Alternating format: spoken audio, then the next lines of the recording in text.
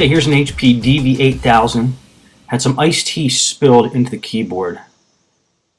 So what we're going to do is replace the keyboard, which I always like to do if something spills in the keyboard and one of the keys isn't working or the keyboard's not working in the least. I just replace the whole keyboard. And then I always check the motherboard to see if any of the liquid got onto the motherboard. So we're going to take the whole computer apart. I just took the hard drive cover off there. The battery's out.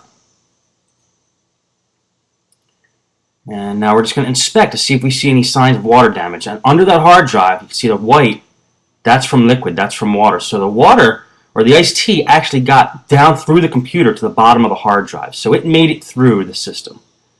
So I don't even turn the computer on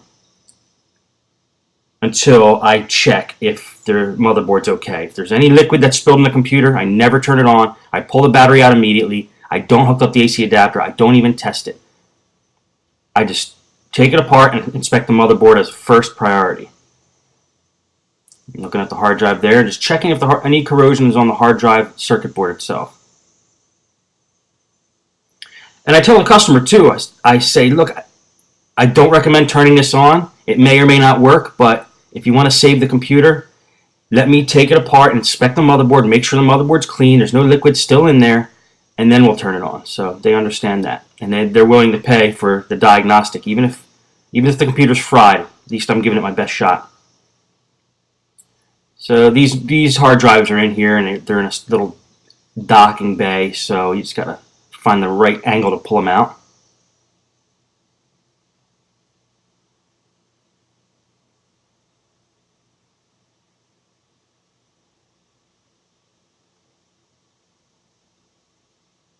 While I'm working on that, I just want to say it is important when somebody brings in a computer that has liquid spilled in it and they say, I spilled liquid in this. No matter if they say if it works or doesn't work, don't even try powering it on.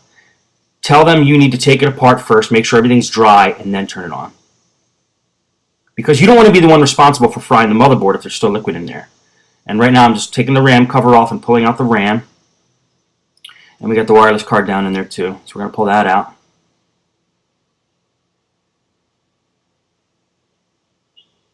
We want to get to the motherboard, and we want to inspect the motherboard for any white spots, corrosion. That looks like all the components. Most of the components are coming out. There's a CD drive. Okay, now we're going to start unscrewing screws from the bottom cover.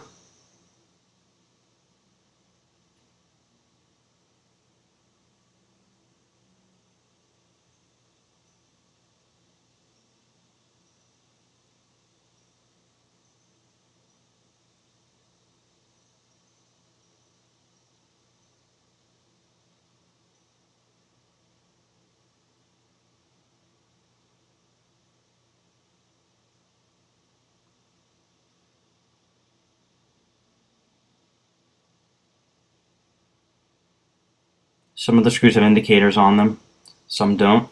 So you just have to use your own little plan on how to remember where each screw goes back.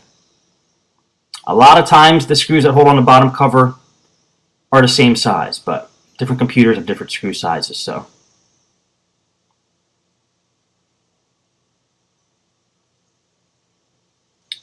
and you can see on this computer there's some indicators. Those numbers next to each hole tells you what size screw goes in each hole. It's usually measured in millimeters when they do that. On Toshiba, it's like F5, will stand for 5 millimeters, I believe. And this one, it just says the number and it says millimeters.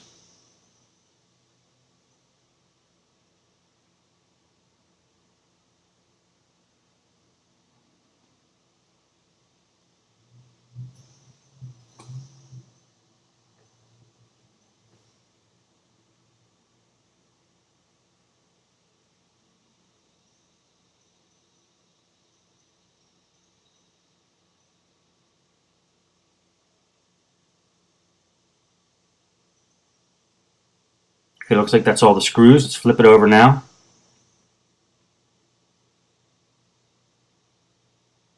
And we're going to attack this from the top now.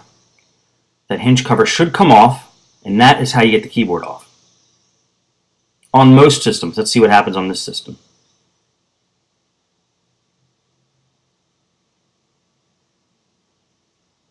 See if there's any screws in the back, holding it in from the back.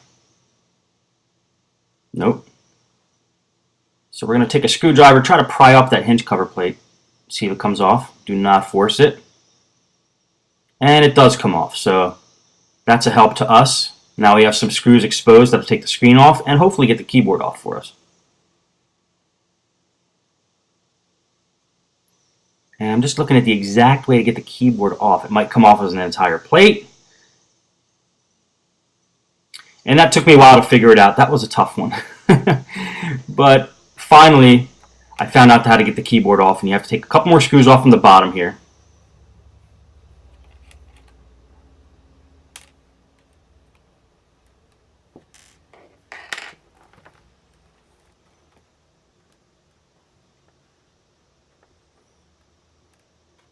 This is a bigger model. I believe it's a 17-inch, so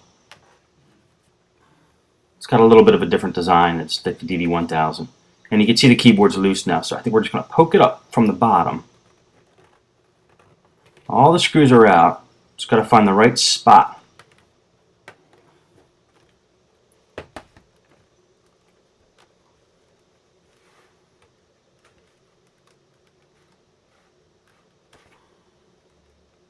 Just feeling along the edges in the bottom, see if there's any place to poke the keyboard up. We're getting the top case off. And it turns out the keyboard just kind of falls out when you do that. So there was a way to get that keyboard off. I don't know exactly what it was, but just checking to see if I scratched anything, which I didn't. And now the keyboard comes off. So now we know it comes off as that whole plate, and it's screwed in several spots on the bottom there. You can see a little post sticking up. Now we know for next time. I keep all these, I guess you could call them bloopers in here, because this is real life. This is how I do it. So it's not going to be perfect every time. So don't feel bad if you don't get the job done perfect every time on the first time. And then we just remove those 2 ribbon cables. That keyboard also has the power buttons and LEDs on it too, so there's 2 ribbon cables for that. And we're going to detach the ribbon cable for the touchpad now. Anytime we're able to get to these cables, when you know you have to take the top and bottom cover off, just unhook them, because you don't want them attached when you start to pry the computer apart, because they might rip, and they're a pain. You don't want to have to reorder them.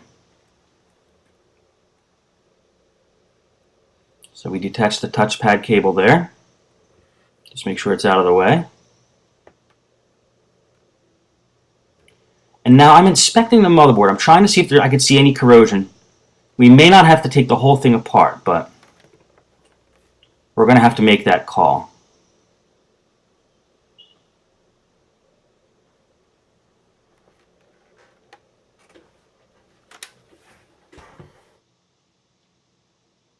Now here's the keyboard. I'm going to show you real quick how we order the keyboard right in the middle of the video here. If you see where it says compact PN, that's compact model number, to PK13Z K3100.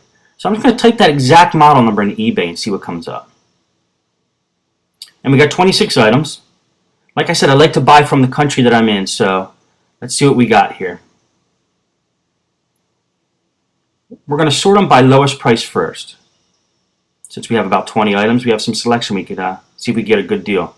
This one at the top, 12 months warranty, ships from the USA, high E-Tech, is got tons of feedback, 99.3 positive feedback, so he seems like a trusted seller.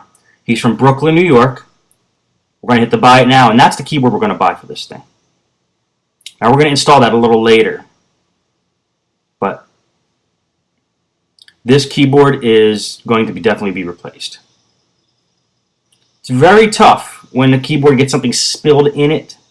It's very tough to bring those keys back to life because the liquid seeps in between the layers of that keyboard, and it's like they're not meant to be taken apart, the different layers like that. So, well, it looks like we're going to have to take the whole computer apart here to get a real good look at the motherboard. Otherwise, it just wouldn't feel right about slapping a new keyboard in, knowing that liquid leaked down into where the hard drive bay was.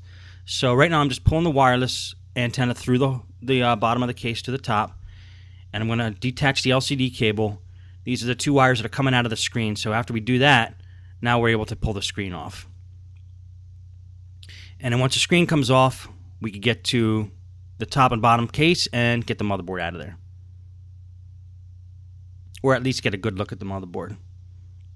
You'd be surprised when something spills in these things, the tiniest crevices the liquid could get into and cause a problem. I would not believe where the motherboard looks perfectly fine, but there's this one unexposed area, and once you expose that, you see that the liquid actually leaked into there. Okay, so I just fast-forwarded getting that screen off.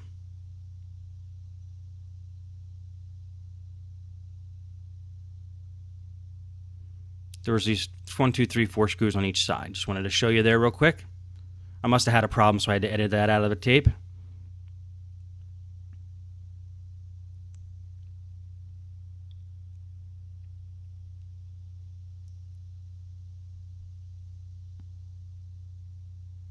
And now we're just going to take screws out of the top part of the case that are holding the top part of the case to the bottom case.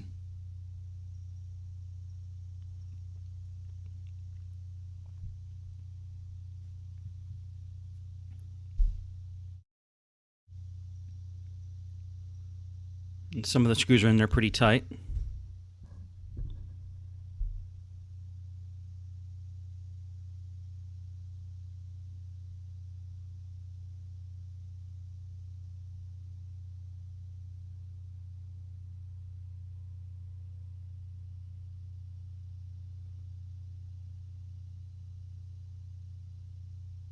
Just look for any screw that could be holding the two parts of the case together. Sometimes you'll unscrew a screw that actually isn't holding the case together, but that's okay because it's better to have more screws out than to have them in and then you have to break something to get the cases apart.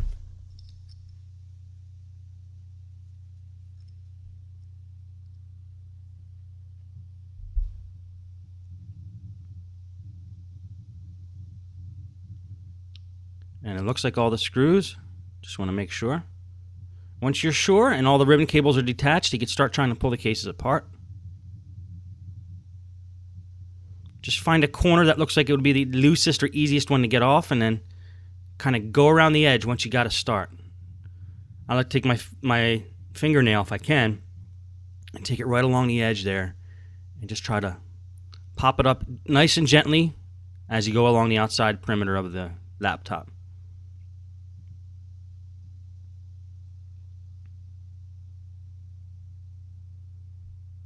And remember, if it feels like you have to force something, there's probably a screw or something holding it in.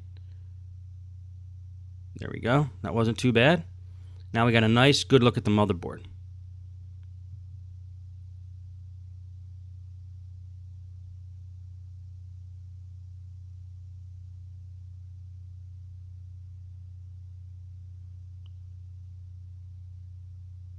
Now there's that black panel there. I'm not quite sure what that is. That might be speakers or something of the sort.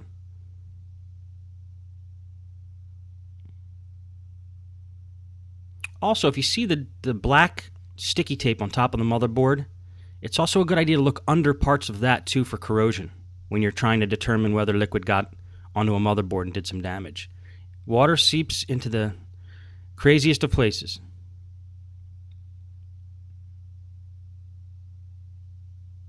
Yeah, and that black thing I'm trying to take off there, that's the speakers.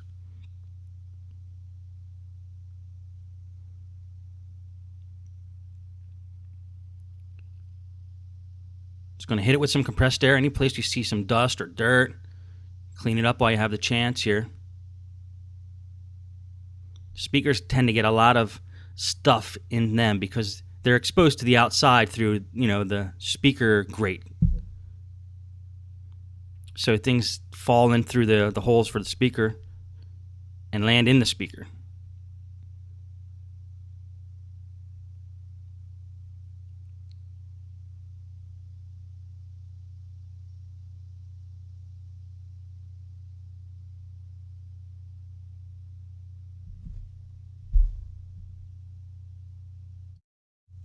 And once you determine that there's no corrosion on the top side of the motherboard there, you can start putting everything back together. And I always like to dust things before I put them back together, just because now I have an opportunity to do it, which I probably will not have in the future. So make sure everything's fastened down properly and start putting it back together. Now, what I was doing as I was bending that black piece back, a couple minutes ago, is I was looking at the underside of the motherboard as well. It turns out I didn't really have to take the whole motherboard out. I was able to see under the motherboard, and I inspected it that way. And there didn't appear to be any corrosion on the underside, so I think we're okay.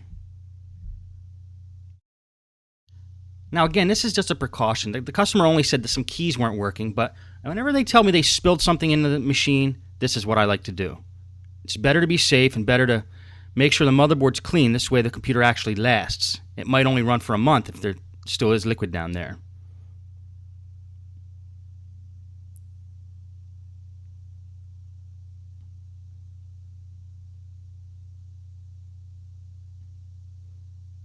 Okay, you got to make sure everything goes back flush the way it was. If it appears that something's not going in properly, inspect it and see what's causing that problem. Okay, looks like we got it handled there. So we're going to start screwing the screws back in the machine.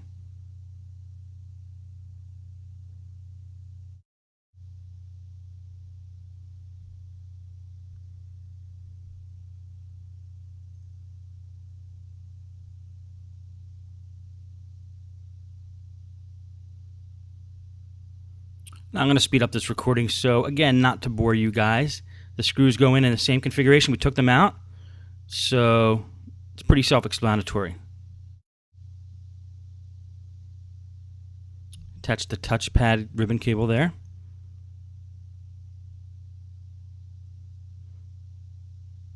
Let's get the rest of the screws back in.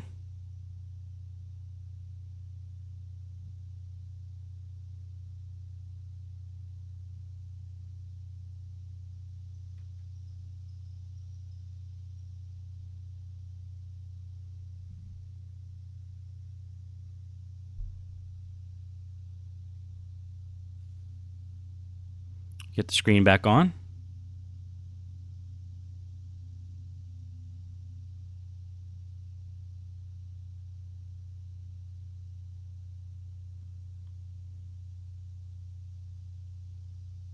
The LCD cable. Now it's time to get the screws in on the bottom.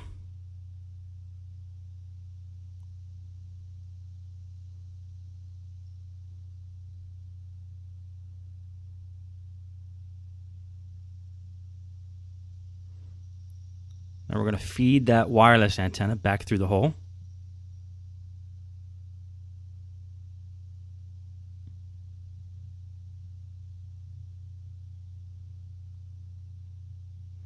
Now reattach the keyboard, mount the keyboard, snap it in, make sure that's screwed in properly.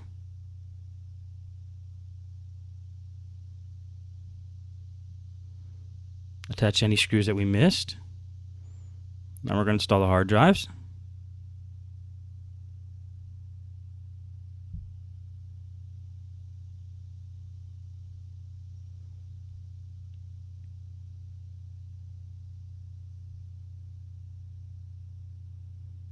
Put the cover back on, screw that on, make sure everything is flush.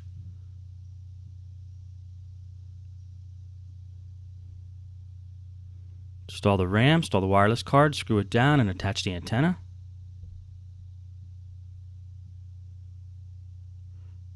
Put that hinge cover plate back on.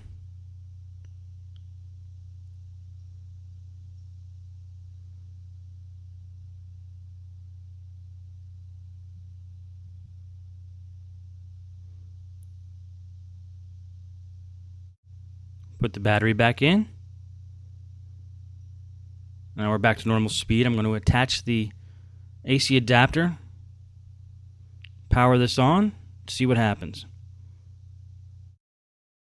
Now I actually want to try it with the battery out, just to make sure it's getting the pure AC power, and it's not the battery that's powering the machine.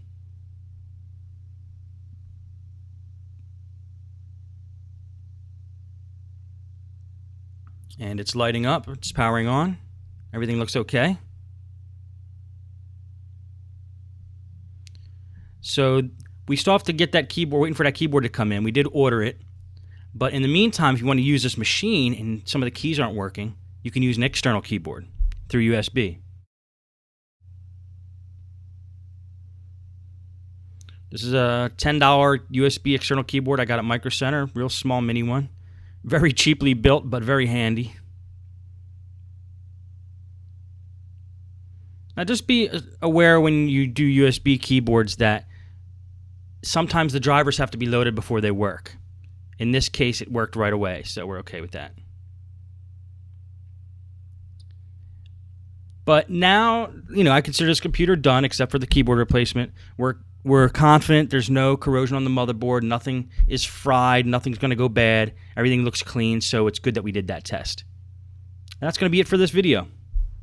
Thanks again.